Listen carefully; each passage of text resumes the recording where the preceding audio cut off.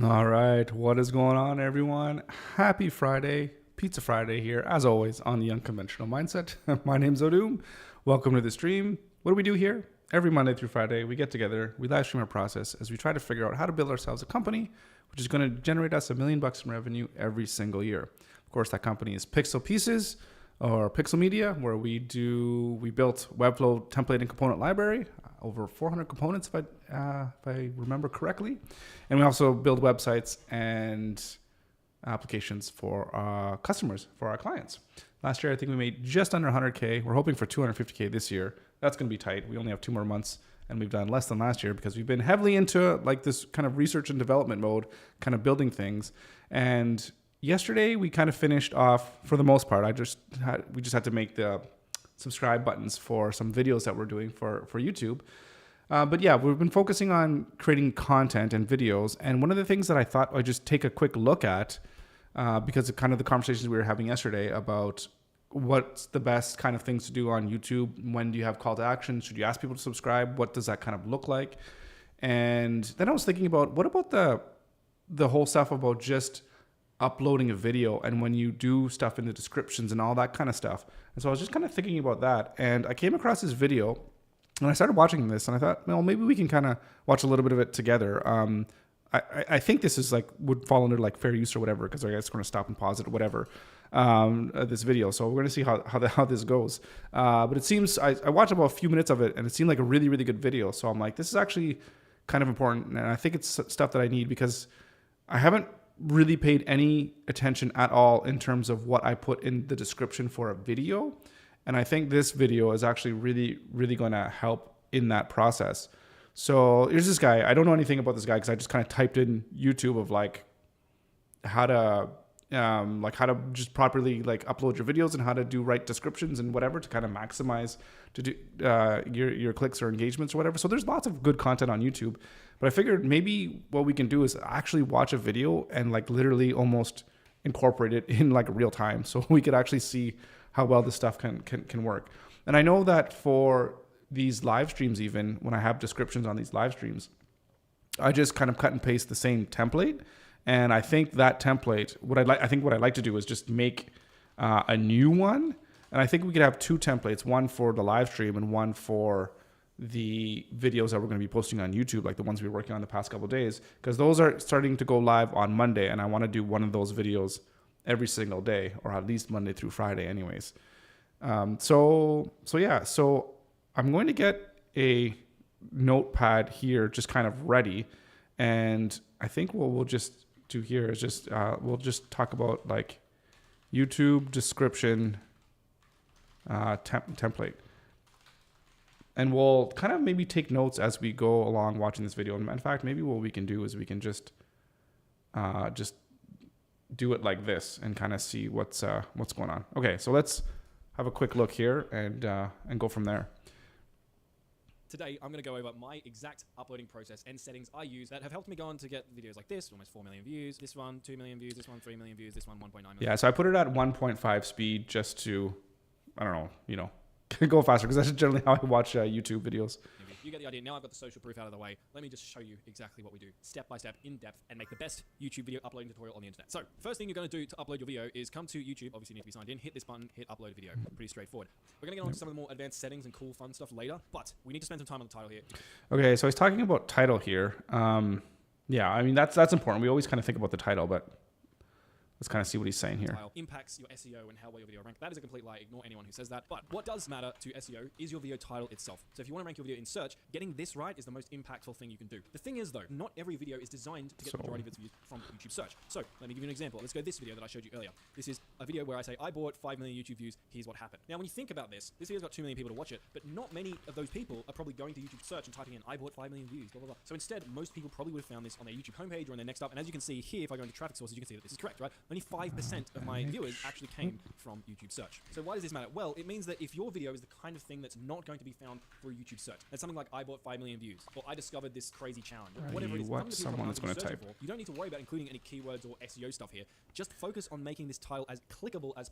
Okay, so what I get from this, what this guy's saying here, is when you have a title, I think he talks about this too. I watched about 5 minutes of this video, just just so you know. So I've seen this before. But yeah, he breaks this down into, I think he has it here.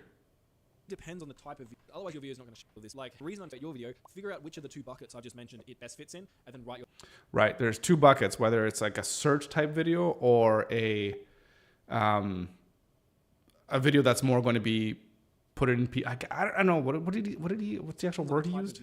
And you need to evaluate your video, figure out which of the two buckets I've just... Clickable. Okay, sure. Clickable. Kevin, how's it going?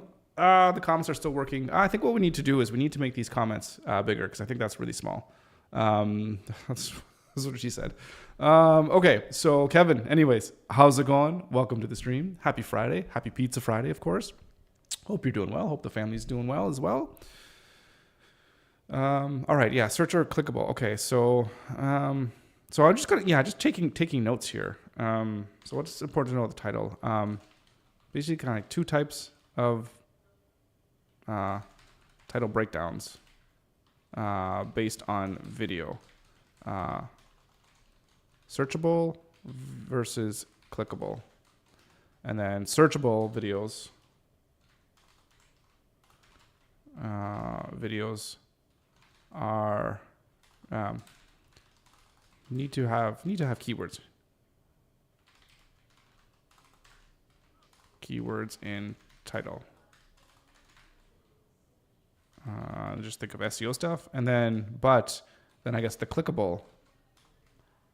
Oh geez, I need to have some tool I think on my Stream Deck to be able to show and hide comments, but I have to click on it now. Yeah.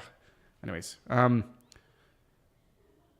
so yeah, clickable videos. Just I don't know, make the titles interesting / appealing / let's see what this is, like whatever, right? So right, and I think I want to put in here, think about what someone is going to type in YouTube search and incorporate that in your title. Okay. That makes sense to me. Okay, let's keep going. It best fits in, and then write your title accordingly. I might turn gain into get because I'm a dumb Australian who doesn't like long. Okay, I'm just going to skip through this. Description is something that people get wrong all the time, and it's actually one of the most important elements to uploading a video. So here is the description template I like to use for all of my videos. I'll explain exactly how to use it and why I use it right now, but I'm going to give you this template for free later in the video, just as a bribe to keep you watching and get my watch time up. Yeah, anyway, so we could download it, but... a little text hook that sort of elaborates and teases what your video is. This hook, we don't want it to be any longer than 95 characters, and I'll get to why that is in a moment. Also, if you're creating a searchable video, like we talked about earlier, you want to make sure that you're including your keywords in this section. If your video isn't very searchable, it doesn't really matter what keywords you include in here. Just make sure this section entices and excites people to stick around for the video. All right, so I might write something like, here's a step-by-step tutorial and the easiest way to get out. Interesting. Okay, 90 characters. And I guess we want to like repeat the hook, sort of. Then also, what did you say? Also include keywords. And that's for search videos. Okay, that's interesting. Access to a YouTube channel. I'm just going to check the character count of this. Bam, perfect. Not uploading process. I like using tools to make my life easier, but you can do most of this stuff manually if you don't mind putting in a bit more time. So now we're going to move down our description a bit to this section. This is what I call your first call to action. And a call to action is where you promote something. And if you have a product or service, obviously this is the perfect place to put it. Interesting. But Marcus, I don't promote anything. I don't have a product or sponsor or whatever. That's fine. Promote another one of your videos here. If someone clicks on your video and then they click on your call to action, you've now turned one view into 2 views. So don't miss out on that opportunity. Yeah, that makes sense. The exact spacing and character counts I mentioned here, because what we want this to look like is, let's go to a video on YouTube. Good old Grammarly ad. What we want our description to look like is this. So you're going to have your first text hook. That's the first thing people are going to read. And then you're going to have your call to action here with the link showing up, whether that's to your product, service, or another YouTube video. And this is all going to show up without people having to click on the more button. You don't push this link down to another row, because if you do, then people aren't actually going to be able to click on it without. I wonder what that looks like on a phone and how the videos look on a phone with the description. I bet it's similar, actually. I wonder if I can just bring up a video real quick.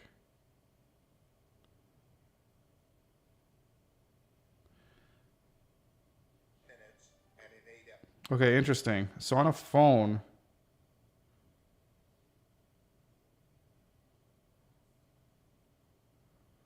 interesting. So on a phone, what you have is you have the video and then it has the title below it. And then it has how many views and how years ago, how many, when it was posted. And then it has a more button. And then when you click the more button, then that first part that he's talking about, then that shows up. And then there's another more if you click on it again. So that's very interesting. So it's almost as if the principles are the same, whether you're on a phone versus on a, what am I going to say? On a computer. So I want to see if I can focus on this here. Quick focus. Okay, there we go. Focus. It's still blurry.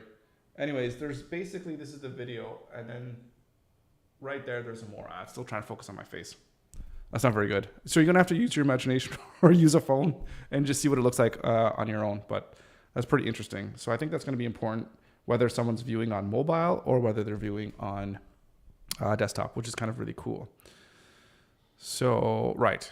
So you have the hook and then you have a call to action. And then I guess what we can do, and this is something that I don't think I've done. Let me see if I could, let me bring up, I'm going to bring up just a incognito and let's go to, I guess let's go to my channel. Or even if I go to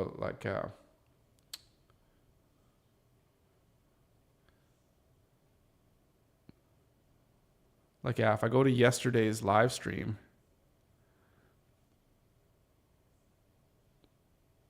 oh, interesting. Live streams are different. So now this has the more here, but if we show less, it has this live chat replay. That's interesting. So it's a little bit different here, but so maybe this is, I don't know what's more important here, to have a hook or to have a description here in the live stream. So that's something to think about. Those are, I guess, where there's going to be the differences here. Because the replay is already shown here. That's interesting. And if we go to YouTube, if we go to this video here. So yeah, again, so this more, it cuts off here. I guess this is because of the characters. So looking at the difference between, well, here, can we show less here? Right, I guess this is the character count. Because on my video here, I think this is maybe too much, and then it goes more here. So that's the problem there. Because all the links are, yeah, they're hidden. That's interesting. Yeah, that's very interesting. And it does show hashtags right over here, which is cool. Very cool. Leo, how's it going? Welcome to the stream. How you doing today? Hope you're having a good Friday. That's interesting. Okay. So we definitely need to do that, to do better on these call to actions. And I think for us as well, we should easily make the call to action of something about visiting Pixel Pieces, right? I think that makes the most sense, especially with, well, yeah, so that's where we want people to go. Call to action. So just, something like access free, like WEBFLOW components. I don't know. And then we just have the website. Something like that, right? Whatever. We'll wordsmith things out later, but right now this is, I think it's just kind of creating this template, I guess. Okay, let's continue on. Clicking on the more button. Now, speaking of links, this is something else that people stuff up. If you're linking to a product or a service or a website, then try to have a unique tracking link for every single video. That way you know exactly what videos are sending traffic to your website. Because some videos send more traffic than others. That's a good point. So I think what we can do, so here's Pixel Pieces, and I think if we're going to create a link, right, to Pixel Pieces, and the referrer, like where people are coming from, it's just going to say like YouTube, like this. See, we got 5 visitors from YouTube from here. So, but what we can do is, I guess what we can do is we could, I guess we can create, I think it's, we create a campaign. How do we do this? I have never actually done this on Fathom. So let's take a quick look here. So I think, where is it options? Is it settings?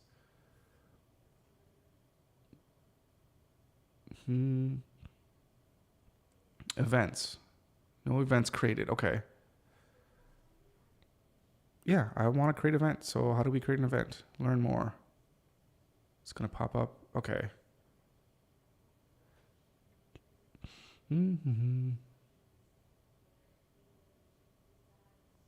Okay, that's as if you're going to code an event. But I think you should be able to just build a link, though, as opposed to putting this stuff in your tracking. Give a limited promo code. Go to Pixels and use the code Pixel and save 20% or so. Yeah, so one thing, that's an interesting point. So one thing that I haven't done yet is created any discounts. I'm very hesitant to give discounts to Pixel Pieces at this stage of the game. So, and I'm sure there's going to be lots of back and forth about this, and there's even like Black Friday to think about, maybe this one time a year, because I kind of like, I always, make fun of Apple or whatever, but what I like about Apple, one of the things, is that they never give discounts. Like, the price is the price. So if you know that a product goes on sale like every month or whatever, then if you want to buy it, you're always like, well, I don't want to buy it at full price. I'm going to wait. So I'm always going to wait for there to be a discount. And if there's never a discount, then you just buy it whenever you need it, right? So, but you think it's a better call to action? So what I'm thinking is a good call to action is, access high quality, like professional components, for free or something like that, or try it for free, because that's what you can do. Like, Pixel Pieces is forever free in a sense, right?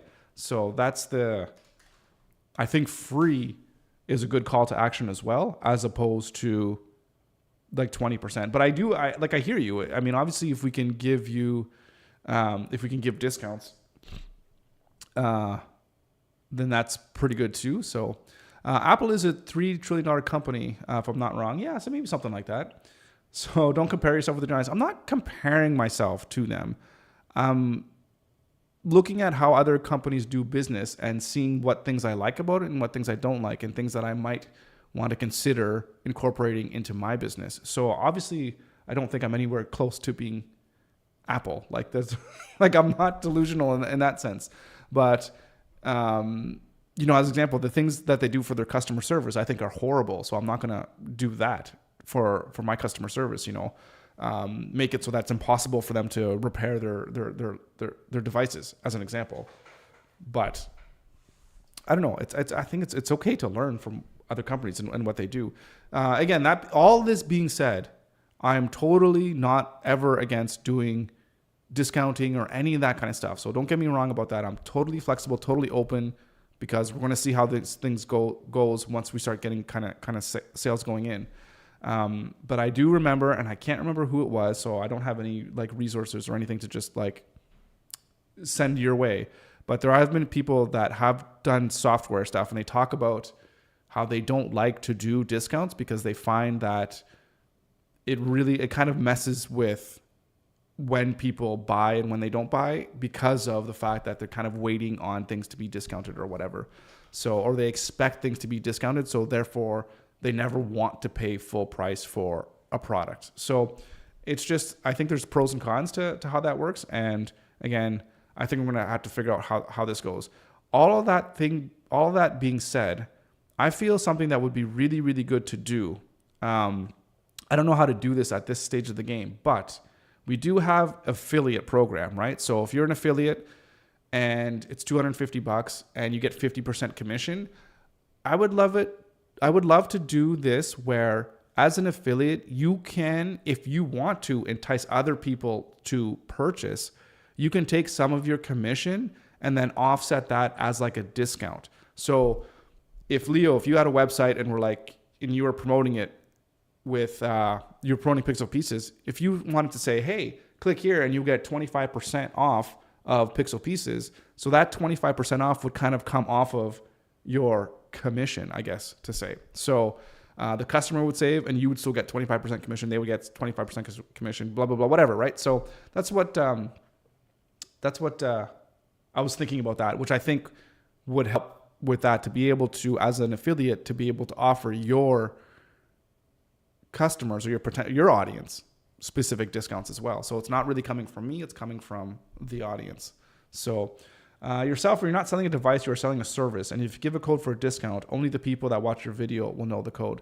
Listen, I totally understand. You're making sense, and I hear what you're saying.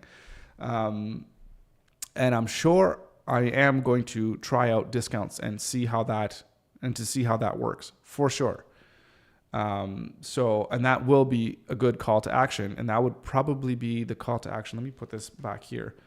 That would probably be the call to action here. So, and again, I'll try different things, right? So access free Webflow components, or maybe I can have a discount code that's only, it's only useful for the first 50 people, right? The first 50 people that use this discount code get 20% off, or whatever the code is, right?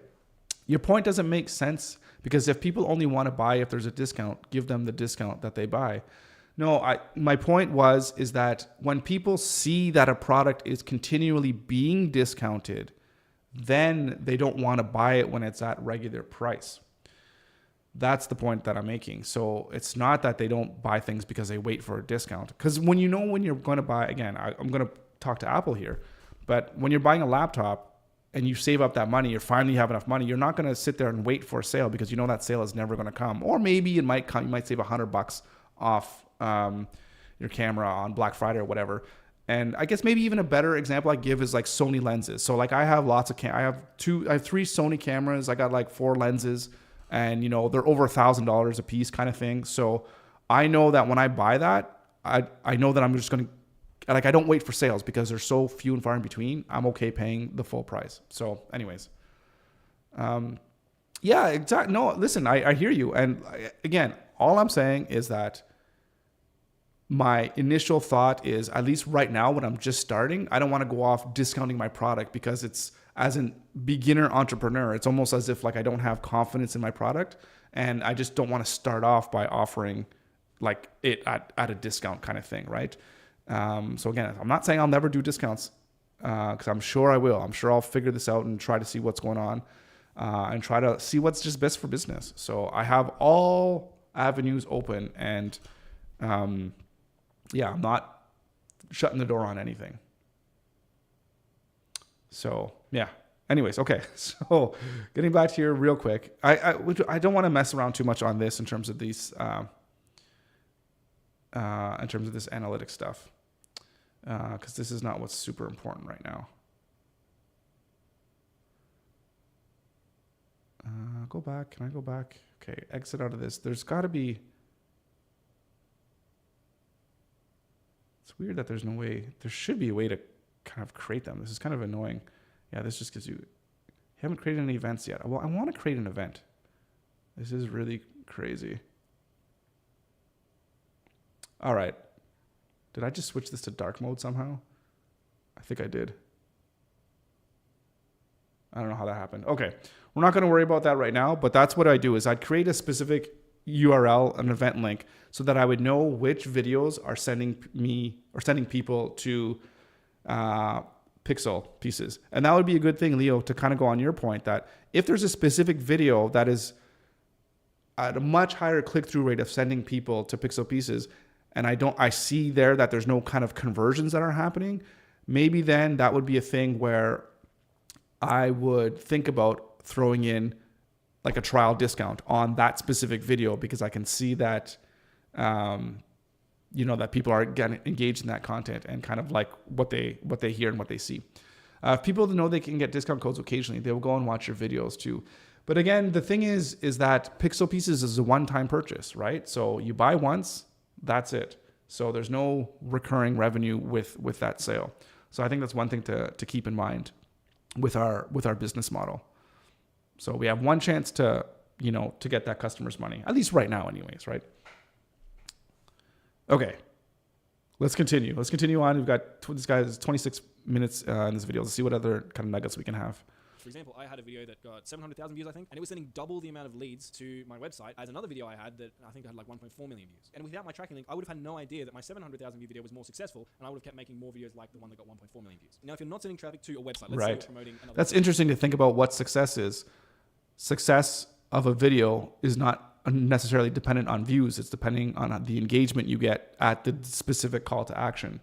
So if I have 1 million people watch my videos and then nobody gets converted into a customer, then that kind of could be considered a failure. Whereas if I have a video that has 100 views and I get 10 people to come over and then 3 of them like buy a product or buy pixel pieces, then that's super success. So I love how it's talking about just basically getting data and making sure you're understanding where people are getting to your site and really just understanding the whole dynamics of your sales funnel.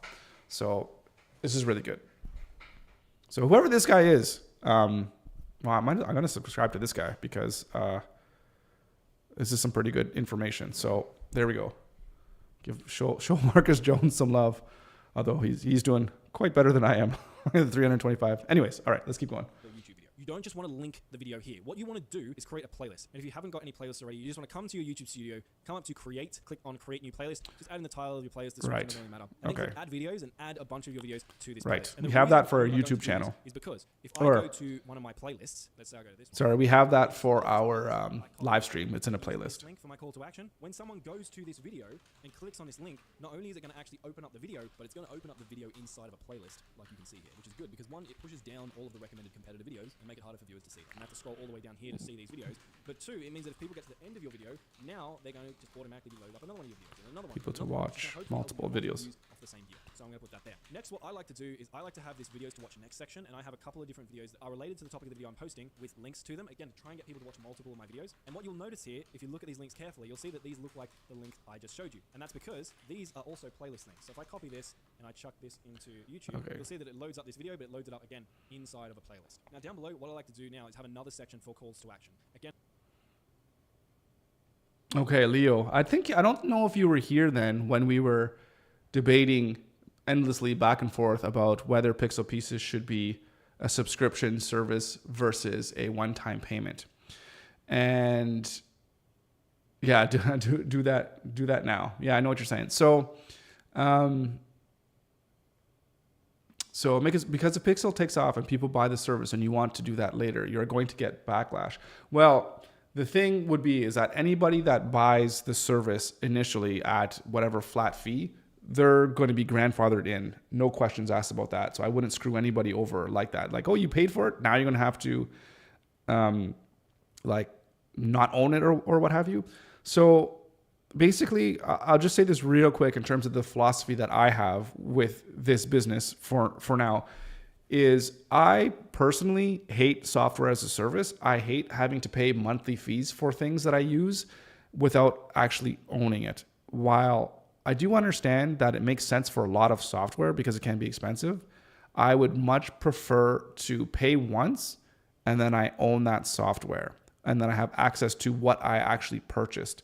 So I think it's a difference in philosophy of what you can actually do and what actually you can get with your money. And I think it has to do with just ownership. And we talked a lot about the guys at 37 Signals, the guys that made Basecamp, how they're talking about that as well too. And they give their points as to why some of their software is now moving into the pay once and then you're done and you actually own it. Because a lot of people like that. And there's also a lot of discussion about people that work in other agencies and designers or what have you, that they have a certain budget where they can spend money on their, what is it called? What is the discretionary spending that they have on just things that they can buy, whether it's like personal development or what have you, or just tools. And you can spend up to a certain amount of money per year, like $1,000. So it's easy for them to buy something that they know they just have to pay once because it's not a subscription, because they don't have to go out and get any approvals or anything like that through the corporate structure. They can just buy it and then expense it and then that's it. So if Pixel was going to a subscription model, it could make it harder for people to be able to access that subscription because they have to go through the HR, or not the HR, but the finance department and all that kind of stuff. So there's definitely pros and cons. And the other thing too is cash flow. If you charge the whole price upfront of what the average lifetime value of a customer is going to be anyways, because say if someone buys Pixel Pieces, they use it for 3 months and it's $20 a month, you get $60. But if they buy it at the start, that's $250. So it helps with cash flow as well too. So there's pros and cons. At the end of the day, it almost ends up being the same thing, whether you get the money up front or whether you get through the lifetime value of the customer. So it's really depends on what you want and what your goals are as a company and what your philosophy is. But we've had many discussions back and forth. I think both models are equally valid. I think it just depends on what it is you're doing, who your customers are, and I don't know, just lots of different things. So that's my philosophy on that as well.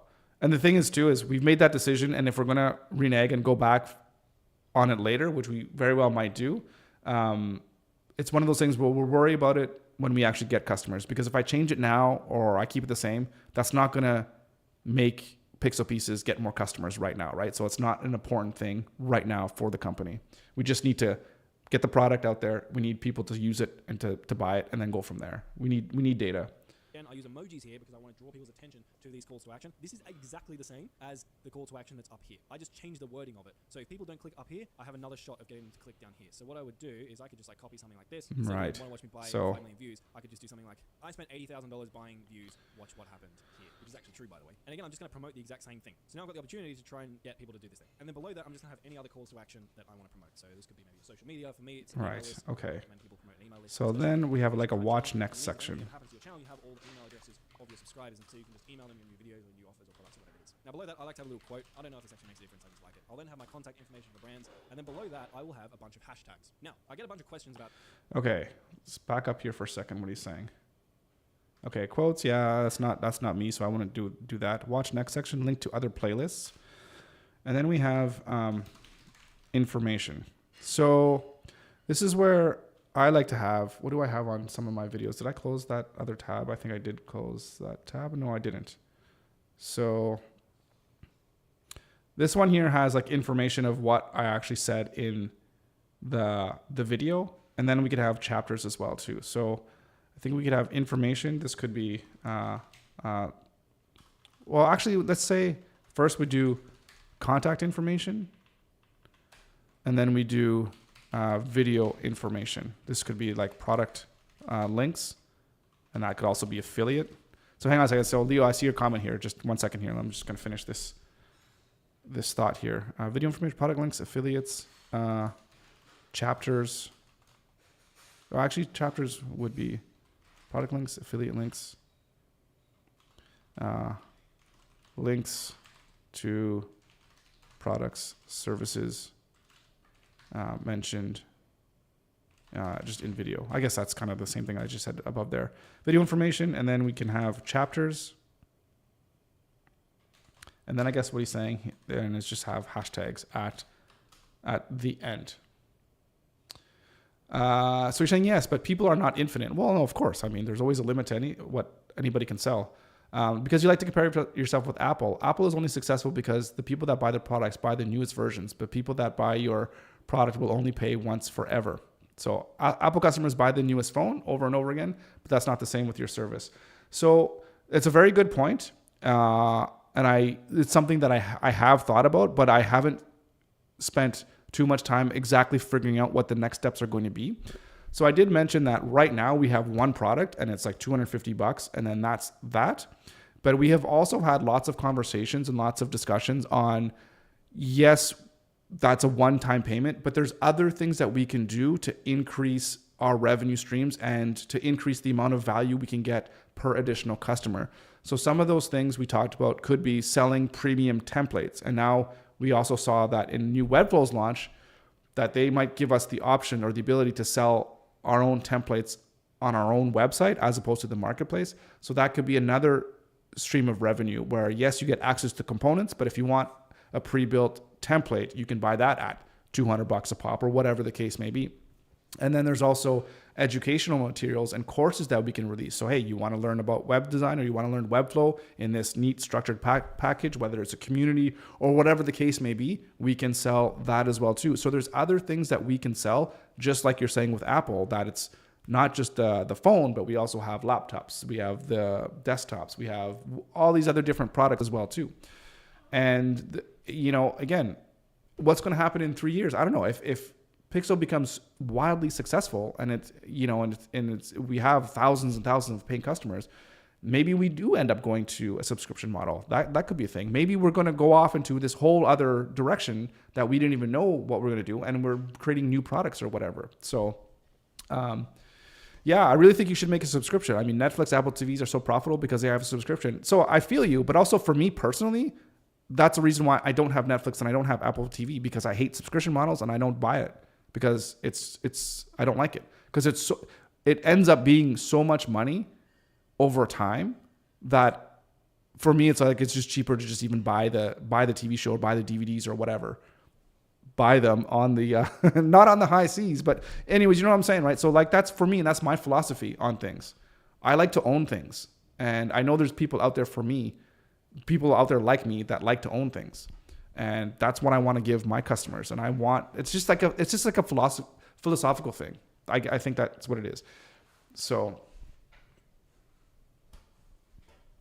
you say, but Apple also has laptops, but that's the same. People buy their newest versions over and over again. Yeah, they do. Okay. So listen, it's not a perfect analogy. I mean, let's be real here. We're comparing Apple, like you said, a $3 trillion company, with me, somebody that hasn't even made one sale yet of Pixel pieces. So, again, we can argue all day long about what's the best way to go and what's the best way. I think it's what's the best way to start. Because again, I'm flexible to seeing what the data is going to tell me once I start getting customers and all that kind of stuff. So I hear you. But again, I'll ask you this question, honestly. If I go to Pixel Pieces right now and I change my pricing from $250 one time to $25 a month, is that automatically going to make the customers fly through the door? Like if I just did that and that's going to solve all my business problems and we're going to be successful? And I think honestly the answer is no, because nobody even knows why to buy the product right now, right? So it's not I don't have a pricing issue right now.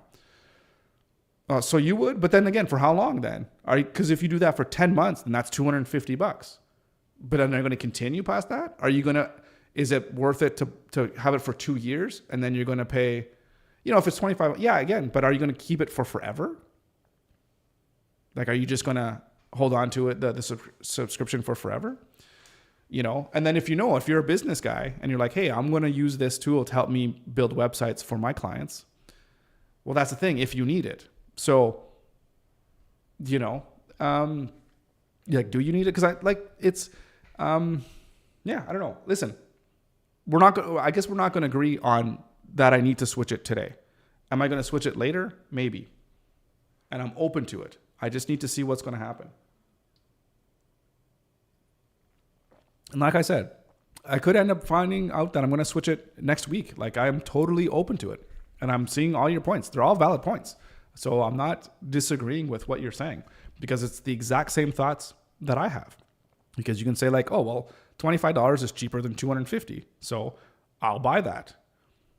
But then for how long? And then you have to think of customer churn. Customer churn is a real thing. Even if you have like 5 or 10% churn, that's a huge thing. So you're going to have to keep on getting new customers, especially at that percentage of churn. So I've had these discussions multiple times. When I was at Shopify, I was on the growth team, and those are the same conversations we were having about pricing and how to do this. I mean, we had like a million different people, and everyone had the same or had a different opinion on what like pricing should be. So it's I think it's never something that you're ever going to get right, and it's always going to be a fluid thing. And I guarantee you right now that once Pixel starts picking up and things change, that the pricing is going to change. Like, I can guarantee you that.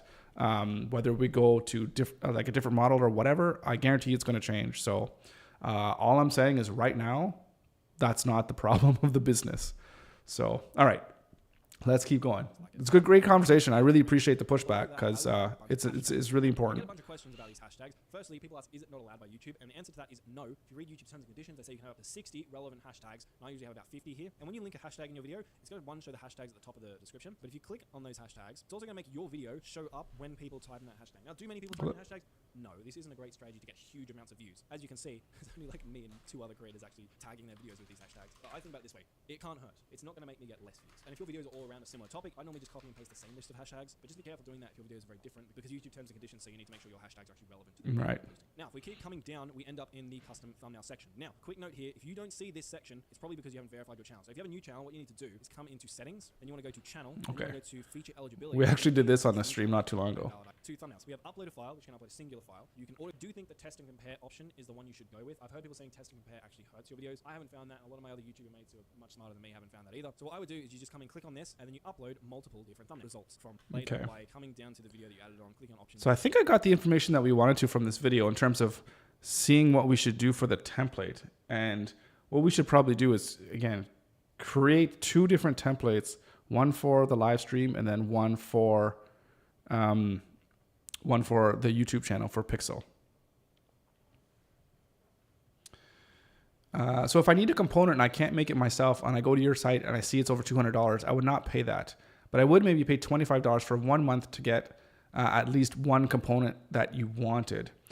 Yeah, that's fair enough. And I guess what I would honestly say to that, I'm going to be 100% honest with you, is then I don't think that if you have that mentality of being very stingy with your money and not seeing the value of the product, then I don't think that you would be the ideal customer that I would want. Other than we have free components, right? We have 40 free components, so find the free component from there or whatever. But yeah, like I see what you're saying. Like I think like the person that I'm looking for, or the types of people that I'm looking for, are people that are going to want to, that they build not just one website. Like if you just want a singular website and you want to build it, Pixel Pieces is not for you. That's not the product for you. Just go get a template or something like that for free or for $50, and that'll serve your purposes. But if you're somebody who wants to learn how to be a freelancer, or you want to start building websites for other people, and you know you're going to use this over and over again, then you know that spending $250 is going to be good value, because it's going to save you X amount of time per every website that you build, right? So if I were to say to you, hey, I build websites for $2,000 a piece for my clients, and it takes me 20 hours to do. And then if you use Pixel Pieces, and all of a sudden it goes from 20 hours to, let's just say 15 hours, or let's go 10 hours. So you do the website in half the time. So all of a sudden, you just saved yourself like $500 for one website, and then it only costs you $250 to buy that once. So you make your money back after doing 1 or 2 projects, whatever the case may be, right? So it's up to me, though, as a marketer, to show that value to the individuals so that they know that, yeah, it's $250, but it's once. You'll have it forever. We're continually adding new components. So like now it's at 400, but we want it to be at 2,000 or whatever, right? So you're always going to get that value. So you never have to worry about buying it again. Oh, $25 here, $25 next month, $25 5 months later. Like, I don't know. So yeah. And you say, but you didn't get $200. Yeah, no, that's fair. That's fair. But then I got $25. But then what if I go the opposite way? What if it's the guy that, maybe they only need one component, but they have no problem spending $250 because, again, they work at a big company and they have that discretionary spending. So they buy it for $250. So now all of a sudden I only have to get one customer at $250, but if I go for $25, then I have to get 10 customers and that only want to buy once. So I have to get way more customers at the cheaper price than I would have to if I'm going to get one customer at the high price, right? So again, I love these discussions about pricing because, again, there's no right and wrong. I mean, there's a wrong if you tell me it's like $1 and then that's it. But you know what I'm saying? Like, there's no right or wrong way, and there's always going to be pros and cons to both. So I'm conceding that 100%, right? So, we're going to see what works. Again, we're going to laugh at this next year once we get to $1 million. So it's going to be interesting. And it's going to be fun to watch us grow and see what we get to. Okay. So, right, let's see this video here real quick. I think I got most of the stuff that I wanted to get from this video, but now he's talking about like thumbnails and stuff. I think I understand the concepts of that, but let's keep going here. I did test and compare, but with 3 of the exact same thumbnails. I did this across multiple videos. What you can see is that YouTube actually gave me very different results. It said that this thumbnail was the most successful with a 40% watch time. Oh, that's share. interesting. This thumbnail was the least successful with 27% watch time share, which is interesting because these 2 thumbnails are literally exactly the same. So right now, should you fully trust YouTube's test and compare feature? A friend of mine has actually talked to YouTube's developer team who created this feature. And even the developers who created this feature say that they think it's about 50% accurate, which probably means it's like 30% accurate. So long story short, don't take the results that you get from thumbnail test as gospel. Also, it's not a bad idea to run the thumbnail test multiple times to make sure that your winning thumbnail actually is a winning thumbnail. But overall, that's very interesting. Right now, assuming all 3 of your thumbnail variations are actually good quality. That's very interesting there. At the playlist section here, you can just click in here and just select all playlists that are relevant to yeah. videos made for kids. All right, continuing on, age restriction. If your video is very explicit, then yes, you can restrict it to viewers over the age of 18. Most of the time, you don't have to worry about this. Also, video game violence and stuff doesn't really count. So I had gaming channels, for example, for 5 years, lots of killing and death and stuff like that, and I never had to restrict my videos over 18s, and I never had any problems. So, continuing on, paid promotion. If you have sponsors or brand deals, you're supposed to check this box legally. Now, I'm not saying you shouldn't check this box, but I will say that a lot of big creators, and you guys have probably noticed this, don't check this box even when they are promoting things. So, like, if you get this one wrong, it's probably not going to matter, but I guess you should. Interesting. About this. Now, if you do check this box, it's going to show a little banner at the beginning of your video that says this video includes paid promotion or something like that. Now, next we have YouTube's AI section. So basically, if you've created AI characters or footage, that's what many people do wrong. They say it's not for you if you do not want to pay $200. No, because I didn't include that. Now, next one we have automatic chapters. Chapters are those things. Yeah. So it's interesting. Okay, now he's talking about chapters and stuff, which is kind of cool. I think we got what we wanted out of this video, so we're okay. So you're saying here, that's what people do wrong. So listen, using that logic, what you're saying is that Ferrari, the company Ferrari, they should not sell their cars at a minimum $150,000 US because there's some people that aren't going to afford that. So Ferrari needs to lower their prices because they're missing customers. So they're not targeting all the people that would buy their cars if those cars were $20,000 instead of $120,000. So I don't think that that's a really good thing to say, in that you have a product and a product is not going to be for everyone. You cannot make a product, unless it's like water, that is literally for every single human being on this planet, right? So so you think I'm overvaluing my product? I mean, it's fair for you to say, if that's what you think. People at big companies are not going to pay $200 for one component. And if they think they work at a big company, they will know how to do it themselves. Yeah, maybe you could be right. Hey, I've always said too, maybe this product is shit and maybe it's not going to sell at all. Like, I've 100% conceded that, it could be. But we're just going to have to see, I guess, really. And again, what's to say that I try this out as we're trying out now and then see what happens, and then in 4 months, can we not pivot? Are we not allowed to do that, right?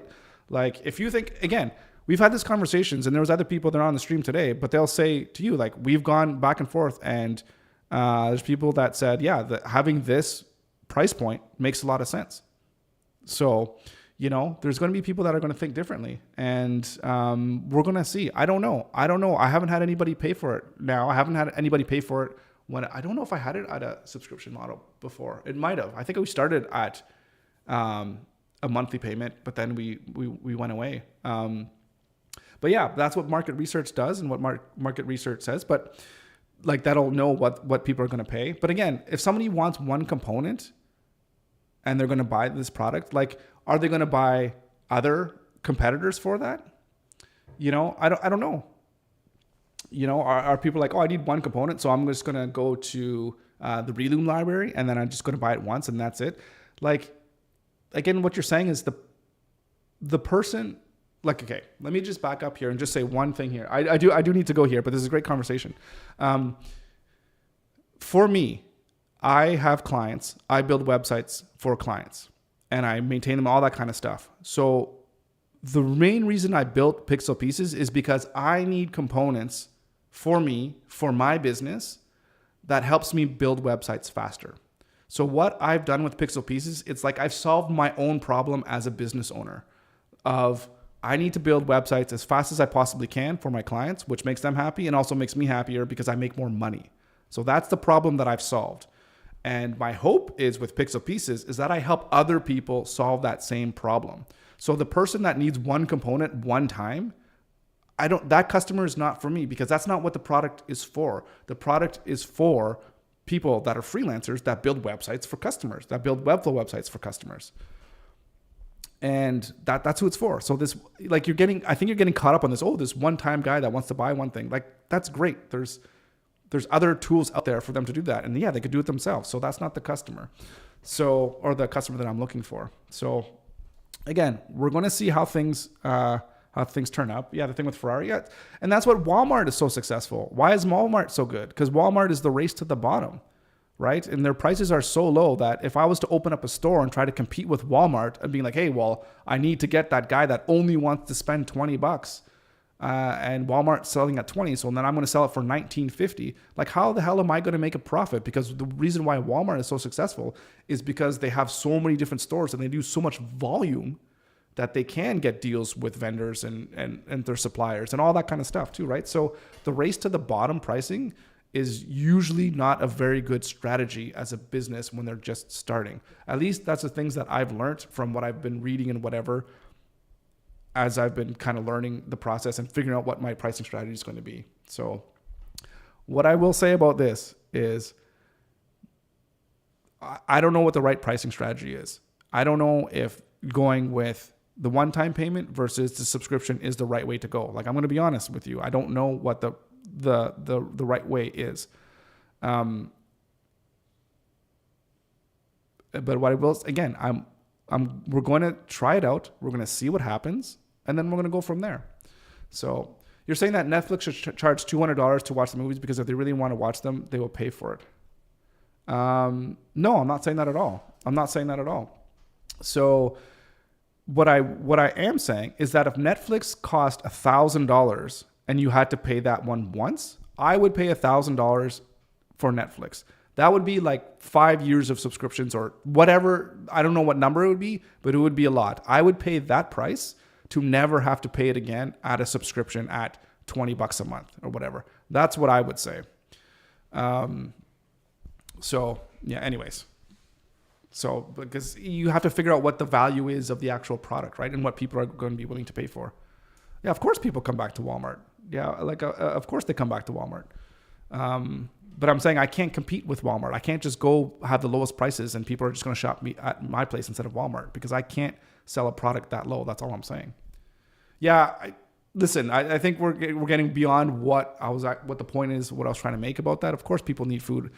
And I'm just talking about pricing and how Walmart is successful because of it's the lowest prices. Like, you can't beat Walmart on price. That's all I'm trying to say. And I'm saying if Walmart sold components, they would sell them at like pennies compared to what I could charge. I couldn't charge pennies for Pixel Pieces because of the fact that I couldn't make a business out of that because it's just too cheap. There's no profit margin there for me. But Walmart can do that because they'll sell 1 billion components. I guess that's what I'm saying. So I don't know if that makes sense to you. You don't buy, yeah. So you don't buy one cake and live on it forever. Yeah, that's not what I'm talking about. So I see what you're saying, but that's not what I'm talking about in terms of the whole strategy of how Walmart themselves do business, right? I'm not talking about the individual cake. I'm talking about their business strategy. And because that's their strategy, is they just take the competition out because they're just cheaper than everybody else, right? So yeah.